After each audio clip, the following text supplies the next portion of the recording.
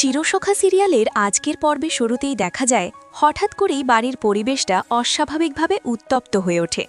চারদিকে যেন চাপা উত্তেজনা, সবাই একে অপরের দিকে তাকিয়ে আছে, কিন্তু কেউ ঠিক করে বুঝে উঠতে পারছে না আসলে কি ঘটতে চলেছে।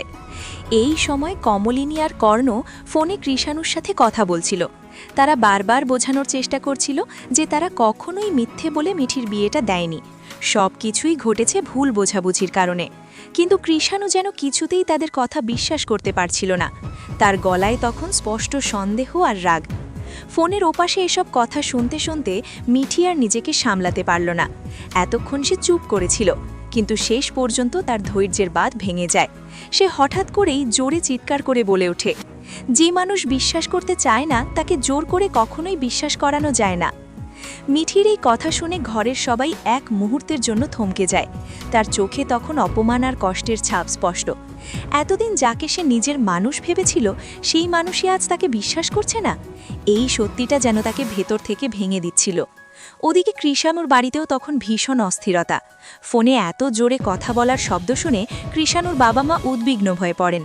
তারা দরজায় কড়া নেড়ে কৃষাণুকে ডাকতে থাকেন। কিছুক্ষণ পর দরজা খুলে দিলে কৃষাণুর মা অবাক হয়ে জিজ্ঞেস করেন, এত জোরে কার সাথে কথা বলছিলি?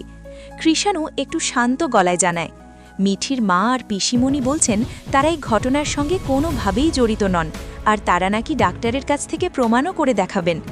এই কথা শুনে কৃষাণুর মা কিছুক্ষণ চুপ করে থাকেন। তারপর দীর্ঘশ্বাস ফেলে বলেন, আমরা তো বিশ্বাস করেই মেয়েটাকে এই বাড়িতে এনেছিলাম, তাহলে তারা মিথ্যে বলবে কেন? কিন্তু কৃষাণুর মনে তখনও সন্দেহ কাটছে না। সে একটু চিন্তিত গলায় বলে, আমার মনে হচ্ছে এর পিছনে বড় কোনো ষড়যন্ত্র আছে।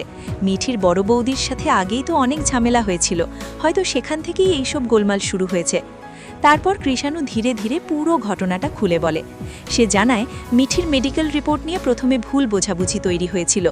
রিপোর্টে প্রথমে প্রেগন্যান্সির সন্দেহ দেখানো হয়েছিল, আর সেই কারণেই এত বড় কাণ্ড ঘটে যায়। কিন্তু পরে ডাক্তার নিশ্চিত করে বলেন এটা আসলে প্রেগন্যান্সি নয়, মিঠির শরীরে একটা টিউমার হয়েছে, আর সেই কারণেই রিপোর্টে ভুল বোঝাবুঝি তৈরি হয়েছিল। বিষয়টা এতটাই লজ্জাজনক পরিস্থিতি তৈরি করেছিল যে প্রথমে কেউ ঠিকভাবে কথাটা বলতে পারেনি। পরে যখন ডাক্তার পরিষ্কারভাবে সব ব্যাখ্যা করেন, তখনই আসল সত্যিটা সামনে আসে। সবকিছু শুনে কৃষাণুর মা এবার অনেকটাই শান্ত হয়ে যান।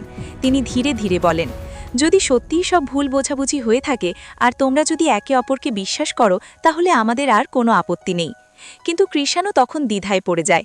সে একটু চিন্তিত গলায় বলে, মিঠির আত্মসম্মান খুব বেশি, এত অপমানের পর সে কি আর এই বাড়িতে ফিরতে চাইবে? কৃষাণুর মা তখন দৃঢ় কণ্ঠে বলেন, আমরা সবাই মিলে ওকে ফিরিয়ে আনব, আর কালই বৌভাত হবে। পরের দিন সকালে কৃষাণু মিঠিকে ফিরিয়ে আনার জন্য তার বাড়িতে যায়, কিন্তু সেখানে গিয়ে পরিস্থিতি আবার জটিল হয়ে ওঠে। কৃষাণুকে দরজায় দাঁড়িয়ে থাকতে দেখে নতুন অবাক হয়ে জিজ্ঞেস করে, সব কথা তো আগেই হয়ে গিয়েছিল, আবার কেন এলে? কৃষাণু তখন মাথা নিচু করে দাঁড়িয়ে থাকে। তার গলায় অনুতাপ স্পষ্ট। সে ধীরে ধীরে বলে, আমি ভুল করেছি, মিঠির সাথে একটা দুর্ঘটনা ঘটেছিল, কিন্তু আমি ভুল বুঝেছিলাম। এখন আমি তাকে ফিরিয়ে নিয়ে যেতে চাই। এই কথা শুনে পাশ থেকে বাবিল এগিয়ে আসে। সে খুব দৃঢ় গলায় বলে, দাদা হিসেবে আমি বলবো মিঠির এখন যাওয়া উচিত না। বাবিলের কথা শুনে পরিবেশ আবার ভারী হয়ে যায়।